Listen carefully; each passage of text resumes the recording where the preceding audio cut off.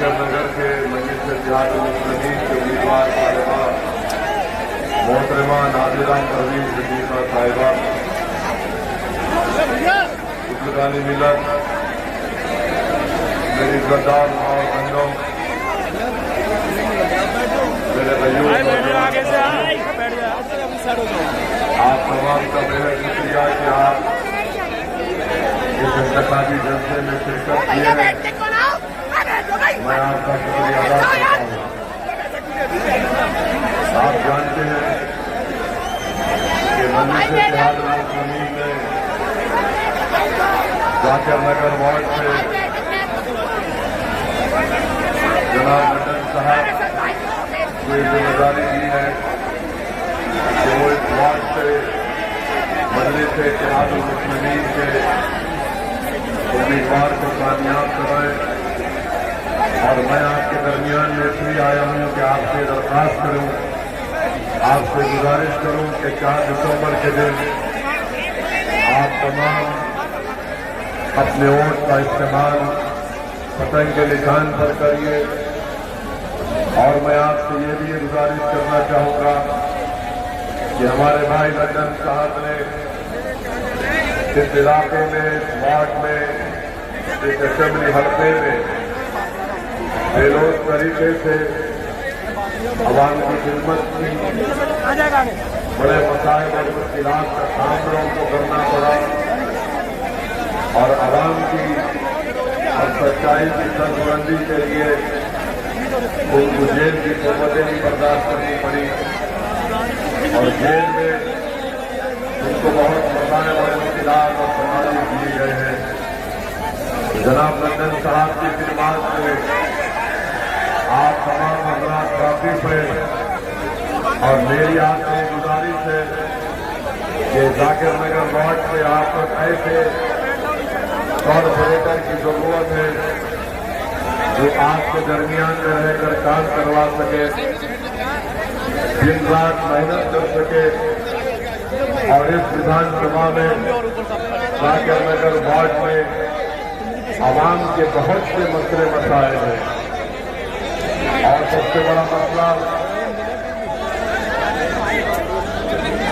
भाई साहब ऐसा देखिए, लो भाई साहब रुक जाइए, किसी को मत बोलिए बैठने के लिए, ठहरने के लिए, बैठने के लिए, सुनिए रुक जाइए।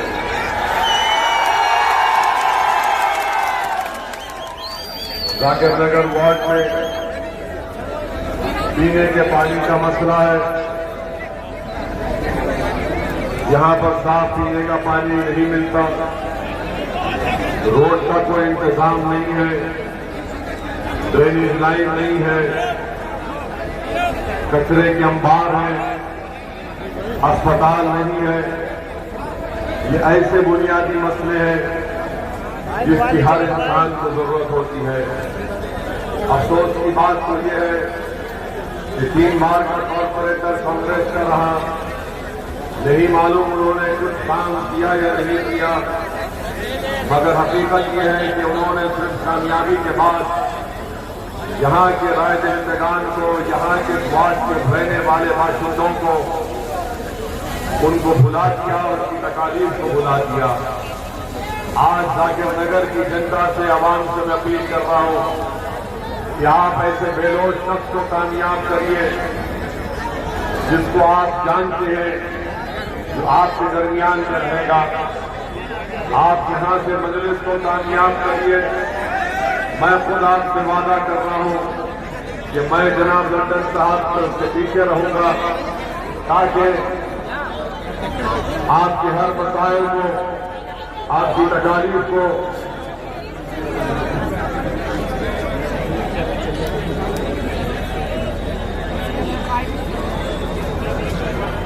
हम इस मुश्किलात को हल कर सके। दूसरी बात मैं आपसे अर्ज करना चाह रहा हूं कि जहां तक कांग्रेस पार्टी का सवाल है, कांग्रेस पार्टी दिल्ली के एमसीडी के चुनाव में नहीं है। इनका नेता पूरे भारत में पैदल फिर रहा है और जो कांग्रेस पार्टी 15 साल दिल्ली में हुकूमत की थी, जिसको आपने वोट देकर यहां पर मोहतरमा शीला दीक्षित को चीफ मिनिस्टर बनाया। आज कांग्रेस का ये हाल हो चुका है कि एमसीडी के चुनाव में उनके कोई नेता या लीडर नजर नहीं आते। तो इसलिए कांग्रेस को वोट देना आपके वोट को जाय करने के बराबर है। तीसरी बात यह है कि आम आदमी पार्टी है, केजरीवाल है, जिसको मैं छोटा रिचार्ज कहता हूं। आप जानते हैं कि दिल्ली में जब CAA का एहतजाज चल रहा था शाहीन बाग में, यही दिल्ली का मुख्यमंत्री था जिसने अपने बयान में कहा था कि अगर मेरा बस चलता तो मैं 15 मिनट के अंदर शाहीन बाग को हटा देता। ये इसका असली चेहरा है। ये वही दिल्ली का मुख्यमंत्री है जिसने कोविड की पहली वेव में तबलीगी जमात के ऊपर झूठा इल्जाम लगाया। और आपको मैं याद दिलाना चाहूंगा कि तबलीगी जमात के ऊपर झूठा इल्जाम लगाकर इसने पूरे मुल्क में मुस्लिम अल्पसंख्यक समाज के खिलाफ एक नफरत की फिजा को पैदा कर दिया। और सब लोग यही समझते थे कि मुसलमानों की वजह से कोविड फैला है। आपको याद दिलाना चाह रहा हूं, यही दिल्ली का मुख्यमंत्री वजीर आला चीफ मिनिस्टर था जिसने कोविड की पेशेंट की लिस्ट रिलीज होती थी तो एक सेक्शन में लिखा होता कि इतने लोगों को आज कोविड हुआ, इतने लोग डिस्चार्ज हुए। तो उसी सेक्शन में बाजू लिखता था कि तबलीगी जमात सुपर स्प्रेडर का नाम इसने दिया था। जिसके जहन में नफरत भरी हुई है, जो हिंदुत्व आइडियोलॉजी का मानने वाला है और दिखावे के लिए बहुत कुछ कहता है, मगर इसका दिल, इसका जहन पूरा हिंदुत्व आइडियोलॉजी के ऊपर है। तीसरी बात मैं आपको बताना चाहूंगा कि दिल्ली में बदतरीन फसाद हुआ और उस फसाद के बारे में क्या दिल्ली के मुख्यमंत्री ने एक लफ्ज कहा? कुछ नहीं कहा। लोग मर रहे थे, घर जलाए जा रहे थे, लोग परेशान थे। और ऐसे वक्त में दिल्ली का ये चीफ मिनिस्टर गांधी समाधि के पास जाकर आंख और मुंह बंद करके बैठ जाता है। मैं चैलेंज कर रहा हूं केजरीवाल के पार्टी के जिम्मेदारों को, बताओ दिल्ली में जो फसाद हुआ तुम्हारा उसके बारे में क्या राय है? उनके पास कोई राय है? तुमने कोई बात की, तुमने उसका कंडेमनेशन किया? कुछ नहीं किया। और उसके बाद आप देखते हैं कि फसादात के बाद कंपनसेशन नहीं दिया जाता, कोई कंपनसेशन नहीं दिया जाता। ये इसका असली चेहरा है। इस वार्ड में पीने का पानी नहीं है और वो छोटा रिचार्ज सारी दुनिया में बाजा बजाता है, सारी दुनिया में बाजा बजाता है कि मैं पानी फ्री में दे रहा हूं। ऐ दिल्ली के मुख्यमंत्री, आओ यहां पर जाकर नगर को, ओखला को, और यहां का पानी पीकर बताओ उसके पानी में कितना मजा आता है, तुमको पता चलेगा। ये दिल्ली का चीफ मिनिस्टर, मेरी बात को याद रखिए, मैं आपको जज्बात में डालने के लिए नहीं कह रहा हूं, बल्कि ये 2013 का नरेंद्र मोदी है। नरेंद्र मोदी इसके बड़े भाई है, ये इनका छोटा भाई है। इतनी फिरका परस्ती इसमें है कि इसने कह दिया कि हमारे जो करेंसी के नोट है, 100 रुपए की, 500 और 2000 की नोट पर दिल्ली के मुख्यमंत्री ने कह दिया कि इस पर गांधी की फोटो के साथ, बल्कि उसके ऊपर देवी देवताओं की फोटो को लगाया जाए। हम दिल्ली के मुख्यमंत्री से पूछना चाहते हैं कि क्या तुमको याद नहीं आया कि ये मुल्क सेक्युलर मुल्क है, ये भारत है जिसका कोई मजहब नहीं है, किस बुनियाद पर तुमने तजवीज दी? तो मालूम हुआ कि दिल्ली का मुख्यमंत्री हिंदुत्व की आइडियोलॉजी पर चलना चाहता है। वो इस मुल्क को एक हिंदुत्व तहजीब में डुबो देना चाहता है। वो भारत के सेकुलरिज्म को जो संविधान में लिखा गया उसको खत्म करना चाहता है। मेरे अजीज दोस्तों, मेरी इज्जतदार माँ और बहनों, मैं आपको ये बात इसलिए बता रहा हूं कि आपको एक अहम फैसला लेना है। 4 दिसंबर के दिन अगर आप लड्डन भाई को कामयाब करेंगे तो दिल्ली के मुख्यमंत्री को एक पैगाम मिलेगा कि अब तुम बीजेपी से डराकर हमारा वोट नहीं हासिल कर सकते। बीजेपी में जितने नेता हैं, बीजेपी में जितने लीडर हैं, उसमें से एक लीडर केजरीवाल की पार्टी से बीजेपी में गया। वही शख्स नारा लगाता है कि देश के गद्दारों को गोली मारो। क्या आपने कभी सुना दिल्ली के मुख्यमंत्री के जबान से कि वो उस नारे के खिलाफ कुछ कहता है? कुछ नहीं कहता है ये। क्या तुम पूछिए, ये केजरीवाल की पार्टी से पूछिए कि बिल्किस बानो पर तुम्हारी राय क्या है। बिल्किस बानो के ऊपर कुछ नहीं कहेंगे। बिल्किस बानो के बारे में दिल्ली के डिप्टी चीफ मिनिस्टर से मीडिया ने पूछा तो उन्होंने कहा कि हम बिल्किस बानो की बात नहीं करेंगे, हम स्कूल की बात करेंगे। अरे अगर बिल्किस बानो की बेटी जिंदा होती, जिसको उसकी मां के सामने उसका रेप अस्पत रेजी करके अपनी बेटी का कत्ल कर दिया गया, अगर बिल्किस की बेटी जिंदा होती तो शायद उसकी बेटी आज जामिया यूनिवर्सिटी में पढ़ती होगी। मगर केजरीवाल और उसकी पार्टी बिल्किस के ऊपर बात नहीं करेंगे। पूछो ये केजरीवाल की पार्टी से और वो उससे पूछिए कि यूनिफॉर्म सिविल कोड के बारे में तुम्हारी क्या राय है। यूनिफॉर्म सिविल कोड के बारे में कुछ नहीं करेंगे। तो मेरे अजीज दोस्तों, मेरी इज्जतदार मां और बहनों, ये लड़ाई इस चीज की होनी चाहिए कि क्या हम दिल्ली के मुख्यमंत्री को, जो हिंदुत्व आइडियोलॉजी का खुला सपोर्टर है, वो आइडियोलॉजी जो सावरकर ने लिखी, उसको मानता है, इस देश को एक ब्यूरोक्रेटिक कंट्री बनाना चाहता है, क्या आप ऐसी पार्टी को वोट देंगे या फिर ऐसे शख्स का साथ देंगे जिसने इस वार्ड में अपनी खिदमत का एक रिकॉर्ड अंजाम दिया?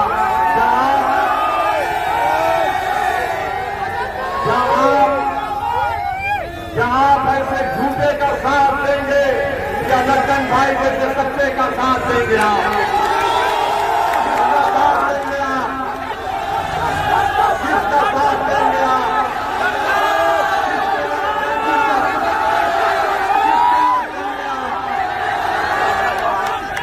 मैं आपसे अर्ज कर रहा हूं कि आप अपने वोट का सही इस्तेमाल करिए। फिर से आपके लिए कह रहा हूं कि कांग्रेस पार्टी मैदान में नहीं है।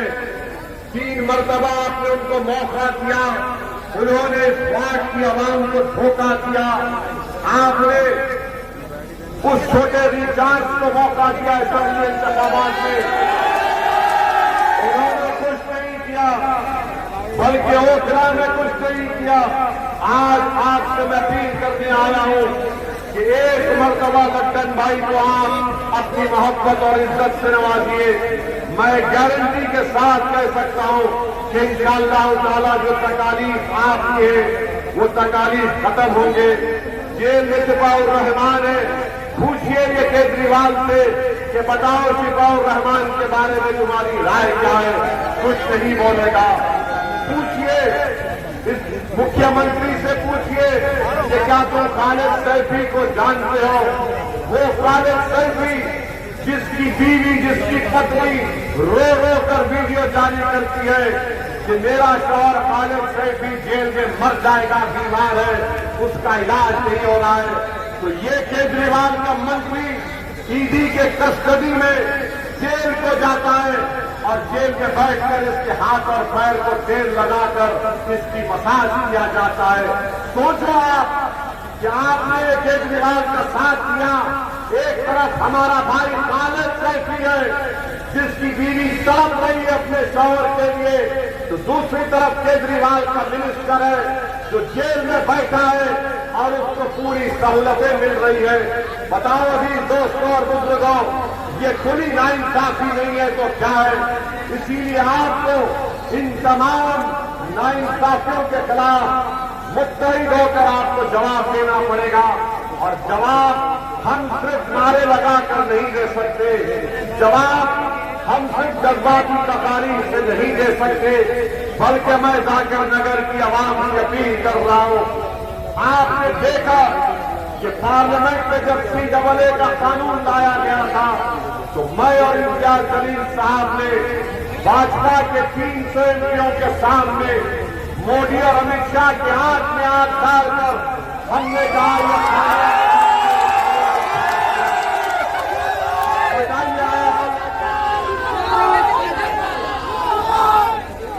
आपने देखा कि ट्रिपल तलाक का कानून तीन मरतबा नरेंद्र मोदी की हुकूमत ने लाया। तीन मरतबा हमने दलाल के साथ उस कानून को कहा कि ये खवातीन और महिलाओं के खिलाफ है। आपने देखा कि UAPA का कानून अमित शाह जुलाई 2019 में लेकर आते हैं और ऐसा गंदा अमेंडमेंट लेकर आया कि दिल्ली में NIA का कोई भी इंस्पेक्टर किसी भी जगह पर बैठे शख्स को टेररिस्ट का ऐलान कर सकता है, उसको टेररिस्ट घोषित कर सकता है। कौन उस UAPA अमेंडमेंट कानून के खिलाफ बोला? पूछो ये केजरीवाल से, क्या इसने UAPA कानून का साथ नहीं दिया? आज उसी UAPA के कानून में खालिद सैफी जेल में सड़ रहा है, कई नौजवान बच्चे और बच्चियां जेल में सड़ रही है। पूछो ये कांग्रेस पार्टी से, यही कांग्रेस पार्टी ने UAPA अमेंडमेंट बिल का अमित शाह के लाए कानून का लोकसभा में सपोर्ट किया। किसने उस कानून की खिलाफ वर्जी की? किसने उस कानून के खिलाफ वोट किया? तो नाम आएगा असदुद्दीन ओवैसी और इम्तियाज जलील का। मेरे अजीज दोस्तों और बुजुर्गों, हर मसले पर हिजाब का मसला उठा कर्नाटका में सबसे पहले उसकी तारीख में बोलने वाले का नाम बनने से इत्तेहाद मुस्लिमीन है। पूछिए ये कांग्रेस से, पूछिए ये छोटा भी जांच से पूछिए, बोलो हिजाब और के ऊपर तुम्हारी राय क्या है? तो नहीं बोलेंगे। अरे आपके हर मुद्दे पर, हर मसले पर हम बोलते हैं। अब चुनाव आया है तो जो खामोश बैठते आप क्या उनको वोट देंगे या जो आपके लिए लड़ते हैं, सदाए बुलंद करते हैं? याद रखिए, वोट देना तो आपका काम है, मगर अगर आप खामोश रहने वालों को वोट देंगे तो खुदा ना खास्ता ऐसा वक्त आ जाए कि हम तमाम को ये लोग खामोश कर देंगे। यकीनन भाजपा को हराइए, मोदी को हराइए। हमारी भी ख्वाहिश ये है कि बीजेपी हारे, मगर बीजेपी क्यों जीत रही है? बीजेपी क्यों जीत रही है? बीजेपी इसलिए जीत रही है क्योंकि कांग्रेस और केजरीवाल नरेंद्र मोदी के नक्श कदम पर चलते हुए भारत की सियासत से मुसलमानों को गायब कर दिया। आज न केजरीवाल के पास उसकी जबान पर मुसलमान का नाम आता, न कांग्रेस के पास लफ्ज मुस्लिम आता है। बताओ आप फिर क्या करने वाले हैं? आप याद रखिए, हम हर बार एक महीने का एहतजाज नहीं कर सकते। सियासी ताकत के जरिए हम तब्दीली पैदा कर सकते हैं। इख्तियार किसी के पास चला जाए, मगर आपका नुमाइंदा होना जरूरी है। अगर लड्डन भाई कामयाब होंगे और होंगे इंशाअल्लाह ताला, अगर ये कामयाब होकर एमसीडी के उस चैम्बर में जाएंगे तो आप पुरुम्मीद रहिए कि वो आवाज उठाएंगे। सिर्फ जाकिर नगर के बारे में हमारी बहन नहीं लड़ेगी, बल्कि दिल्ली में जहां कहीं भी नाइंसाफी होगा, लड्डन भाई और हमारी बहन उस नाइंसाफी के खिलाफ उठेंगे और लड़ेंगे। आज आपको लड़ने वालों की जरूरत है। आज आपको अपनी आवाज को उठाने की जरूरत है। बताइए कौन है आपकी आवाज? क्या केजरीवाल तुम्हारी आवाज है? क्या ये छोटा विकास तुम्हारी आवाज है? क्या कांग्रेस तुम्हारी आवाज है? क्या भाजपा तुम्हारी आवाज है? तो फिर तुम्हारी आवाज कौन है? बताओ कौन है तुम्हारी आवाज? कौन सी पार्टी तुम्हारे लिए लड़ती है? तो आज आपको लड्डन भाई का साथ देना है। इस शख्स को आप अपने इतिहास और अपनी दुआओं से नवाजिए। बड़े मुश्किलात का सफर इसने तय किया है। बड़े मसाइब और मुश्किलात का सामना किया है। मैं लड्डन भाई का शुक्रिया अदा करता हूँ कि उन्होंने बहादुरी से फैसला किया है और आपको ये सोचना है और सोच समझकर 4 दिसंबर के दिन